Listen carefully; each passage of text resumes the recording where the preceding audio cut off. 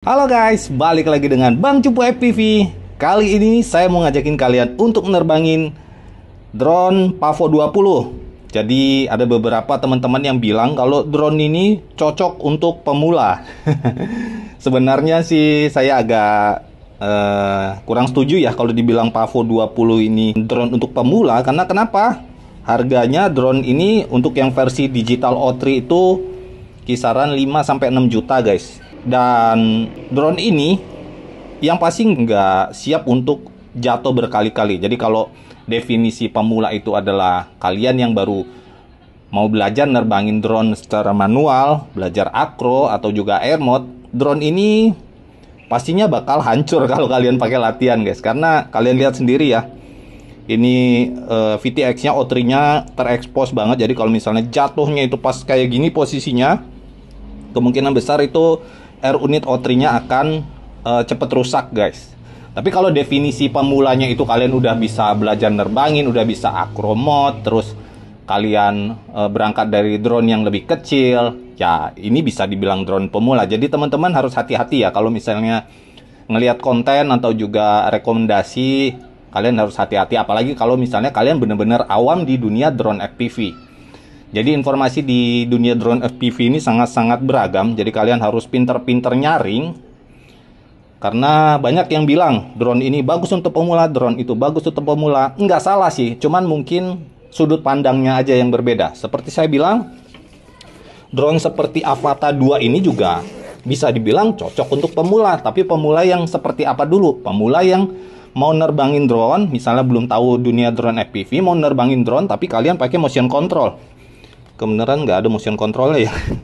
Lagi saya taruh di kotaknya. Nah ini cocok kalau misalnya kalian pemula cuman mau nerbangin drone FPV pakai motion control, itu lebih mudah ya. Kalau misalnya kalian panik bisa di break dan dia nggak ngeflip ya. Emang dia ada fitur isi akronya, tapi itu beda sama ketika kalian nerbangin drone FPV beneran yang kalau kalian majuin stick kayak gini terus dia bakal ngeflip, bisa jatuh. Dan banyak banget teman-teman yang ngeluh, ini mode manualnya kenapa susah banget ya, settingan rate-nya salah. Sebenarnya bukan salah teman-teman, tapi emang mode acro itu atau manual mode kalau di Avata itu nggak semudah ketika kalian nerbangin pakai motion control. Begitu juga drone yang kayak gini ya, ini nggak semudah kalian nerbangin drone aerial. Jadi jangan sampai kalian terjebak ya sama statement bahwa drone ini cocok untuk pemula. Kalau saya pribadi, buat teman-teman yang baru masuk ke dunia drone FPV, udah beli DJI Avata 2 misalnya, tapi kalian mau nerbangin drone secara manual mode, kalian belajar aja dari yang analog. Saya selalu rekomendasiin buat pemula yang belajar drone FPV, kalian mulai dari analog. Kenapa analog? Karena kalau misalnya jatuh kayak gini, itu dia tahan banting guys. Kalian jatuh berkali-kali, seandainya apes, harus ganti lensanya pecah gitu, kalian ganti part lensanya paling ya sekitar 200.000. Tapi kalau ini drone seperti ini kalian pakai latihan buat mode manual akro, kalian nabrak pecah, wah ini untuk ganti lensanya mungkin udah habis 1,5 juta sendiri. Belum kalau kena air unitnya atau satu set kena semua, wah kalian bisa habis sekitar 3 jutaan guys. Belum itu kalian bener-bener berat sih. Kecuali kalian uangnya unlimited tak terbatas ya, boleh lah dibilang drone ini pemula. Kalian rusak jebol beli lagi, rusak jebol beli lagi, ya nggak apa-apa sih. Karena ada juga orang yang duitnya unlimited gitu juga ada ya guys. Tapi kalau kalian belajar yang penting itu bisa kalian belajar aja dari drone-drone analog seperti ini. Untuk drone analog sendiri macam-macam ya, kalian bisa cari referensinya. Kalau ini saya pegang Mobula 8, ada juga Mobula 6 atau merek lain. Yang penting dia analog dan murah. Cari drone yang bisa manual mode, bisa di set Betaflight, dan dia analog. Buat receivernya kalian kalau bisa yang udah ILRS ya, supaya lebih mudah. Kalau untuk dunia drone FPV itu emang rumit ya guys, rumit, dan kalian harus punya kemauan untuk belajar kalau misalnya kalian benar-benar mau masuk ke hobinya. Tapi kalau sekedar terbang, cukup dengan Avata 2 atau Avata 1 dengan motion control, kalian udah berasa jadi pilot FPV, walaupun nggak bisa manuver yang luas, ngediving, itu nggak bisa. Nah kalau kalian mau masuk situ, kalian harus investasi waktu dan juga biaya pastinya ya. Dan kalau dari segi biaya, saya selalu nganjurin ke analog. Kenapa? Kalian bisa meminimalisir investasi biaya yang kalian keluarkan untuk bisa terbang secara akro atau juga manual. Seperti itu sih. Oke, ini pengantarnya lumayan kepanjangan ya. Kita langsung terbang aja. Oke, ini remote saya Radio Master Boxer dan saya pakai Google 2 ya, karena sampai saat ini O3 belum bisa pakai Google 3. Jadi sementara ini saya punya dua Google, yaitu Google 2 dan juga Google 3 ya, itu yang khusus nerbangin Avata. Selain itu juga saya punya Google analog. Nah, sambil ngobrol ya, kita siapin ya. Jadi kalau misalnya teman-teman udah terlanjur beli DJI Avata, terus kalian baru tahu ternyata bisa nerbangin drone FPV secara manual dan tertarik buat belajar terbang secara manual, saran saya adalah kalian investasi lagi beli drone analog khusus buat latihan. Ya, bisa semodel inilah ya, kayak Mobula 8. Atau kalian cari aja rekomendasinya di YouTube, drone analog yang kecil cocok buat latihan. Saran saya sih yang 2S ya, supaya kalian bisa ngerasain powernya. 2S itu udah cukup sih buat latihan ya. Kalau misalnya kalian mau latihan dari awal bisa yang 1S, tapi nanti pasti bakal naik juga ke 2S sih ya. Itu lebih murah guys sebenarnya daripada kalian belajarnya pakai drone Avata 2 kalian. Karena kalau ini nggak crash ya, rusak gitu ya, minimal ya kalian 7 juta lah ini hilang ya. Sedangkan kalau kalian beli paket RTF yang analog itu, yang biasa-biasa aja speknya udah cukup terbang buat latihan tuh, paling habisnya 3,5 juta udah cukup sih. Kita colok baterai nih ya. Jadi untuk Pavo 20 ini saya jadi inget ya, kalau misalnya kita mau nerbangin itu harus cepet-cepet terbang, karena Aeronit O3 itu dia begitu dicolok baterai langsung set power maksimal. Beda sama Avata yang kita bisa setting-setting lama ya. Oke, kita nggak boleh lama-lama guys. Mode angle, oh udah ada core ya, core temperatur. Langsung aja kita gas, arming. Let's go.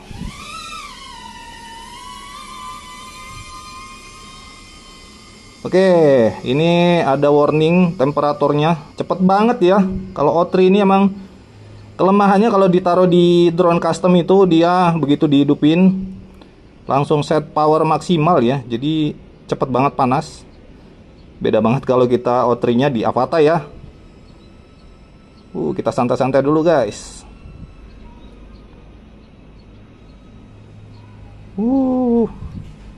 Ini kesulitan saya sekarang adalah harus adaptasi sama dua remote ya. Ketika main custom saya pakai remote Boxer, sementara main Avata dia pakai RC3 ya. Sebenarnya sih saya pengen pakai satu remote aja. RC3 udah lumayan enak, tapi sayangnya untuk sekarang belum kompatibel ya. Oke guys, kita main santai-santai aja. Jadi enaknya mode acro ini kita emang leluasa guys, beda sama kalian pakai motion control ya buat user Avata. Karena kalau saya lihat ini banyak banget teman-teman yang baru masuk ke dunia FPV dan mulainya dari Avata.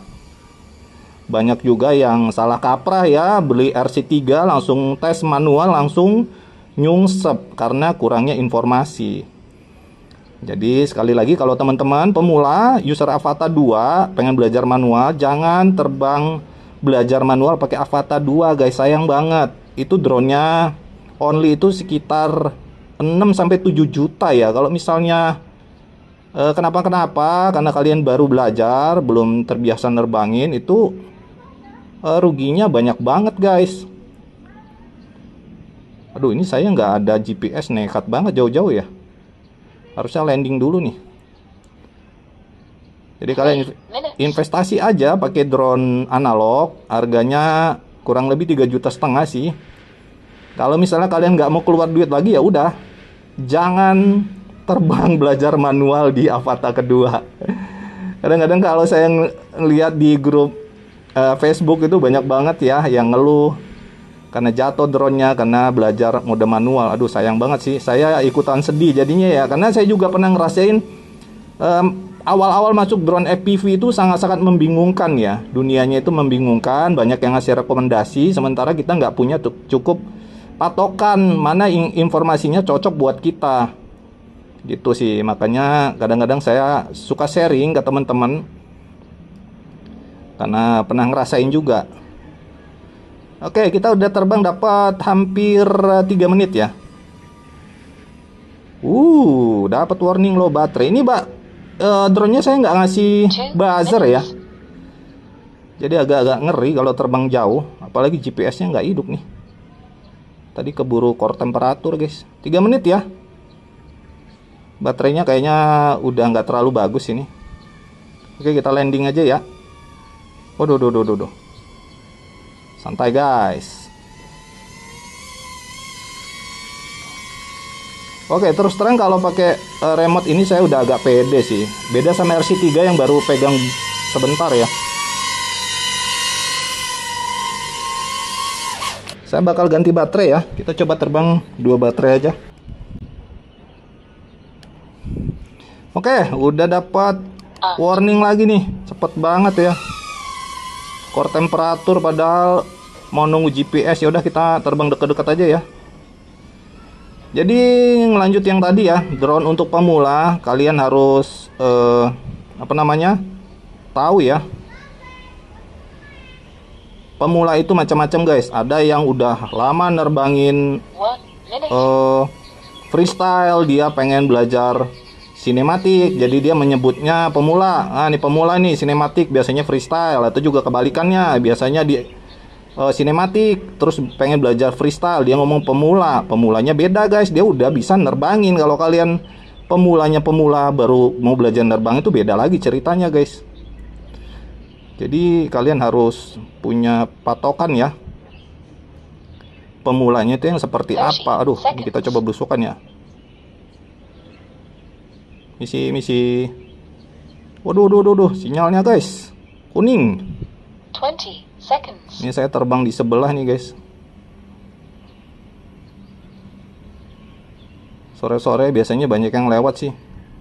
10, 9. Tapi tadi pagi itu mendung ya. Jadi baru bisa terbang sore-sore guys. 3, 2. Jadi harus bijak-bijak teman-teman ngelihat informasi, nyaring informasi pemula yang seperti apa ya yang dimaksud ya.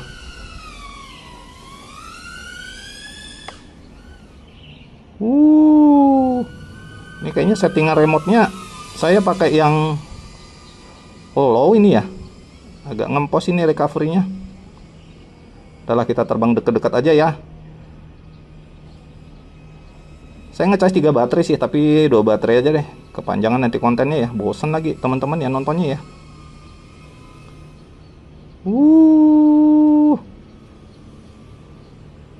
Gak berani terlalu rendah guys. Di sini banyak kabel. Jadi walaupun pakai digital juga kabel tuh kadang-kadang nggak kelihatan sampai kalian nabrak ya.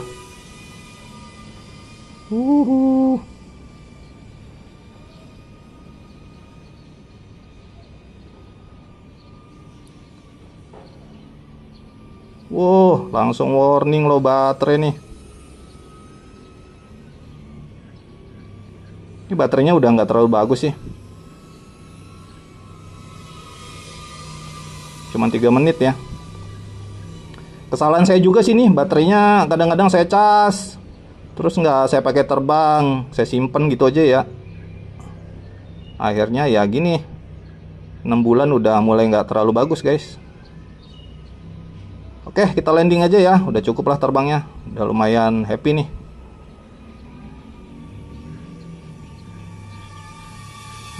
Ini saya pakai color tone yang Cinelac ya. Jadi mungkin kalian ngelihat nanti agak beda warnanya. Kalau tadi saya pakai bawaannya DJI normal ya colornya, ini pakai Cinelac. Oke, kita landing.